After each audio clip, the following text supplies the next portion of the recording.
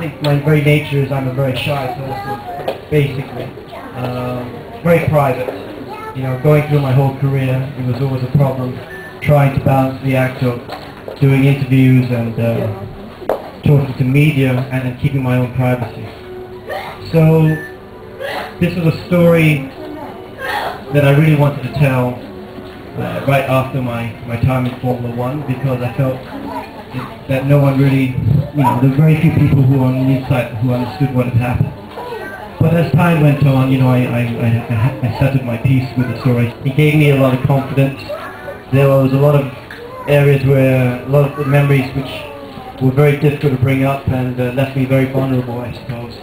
And bits which I really didn't want to, more or less, and basically put it out of my mind.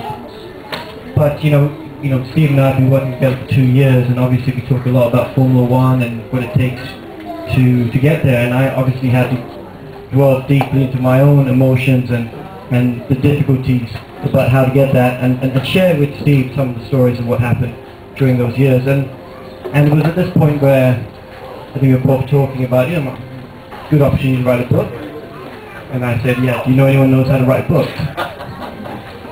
And, but yeah, no, and, no, we still haven't found someone yet to do it, but that's why it's all in books.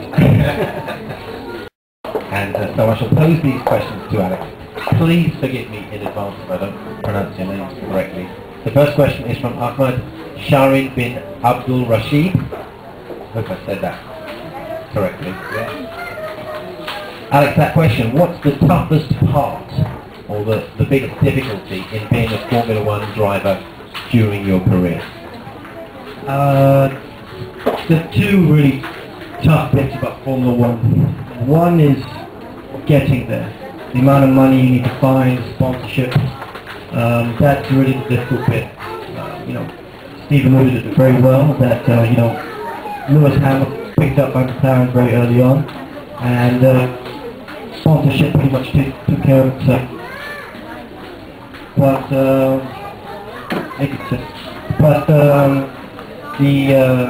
difficulty part, most of the drivers, it's very hard to find money. You know, you're talking about a driver going from go-karts all the way up to GP2 before Formula One, not even Formula One. You're going to have to spend about €5 million, and not easy to find sponsorship for that sort of exposure. You know, Formula One is a big animal. This sort of thing, trying to get through your junior rankings with no money, trying to find money, borrow money. It's very hard on families, it's very hard on those close to the drivers because they often contribute. So that was a very difficult thing. And then once you got to Formula One, really the difficult parts would be the pressure. Formula One is a huge pressure cooker.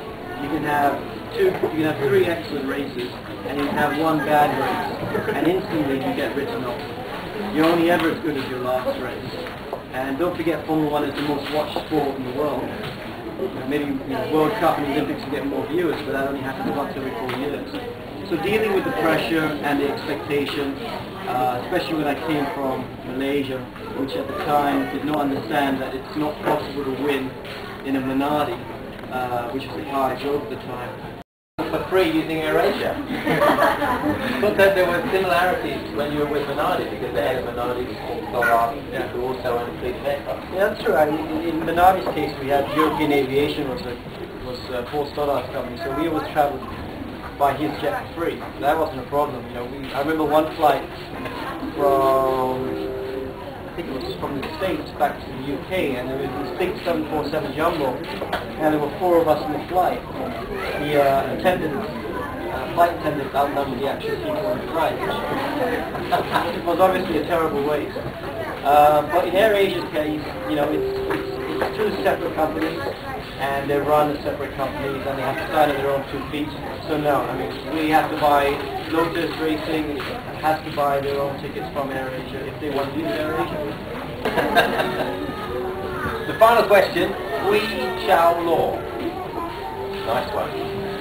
How do you feel about being the object of desire by women and men all over Malaysia?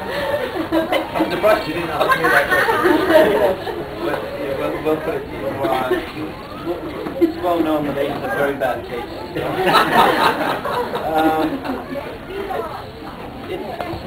It's flattering, but it's a small part of daily life. It's flattering and it's nice, but it's not really something that you try and think about too much.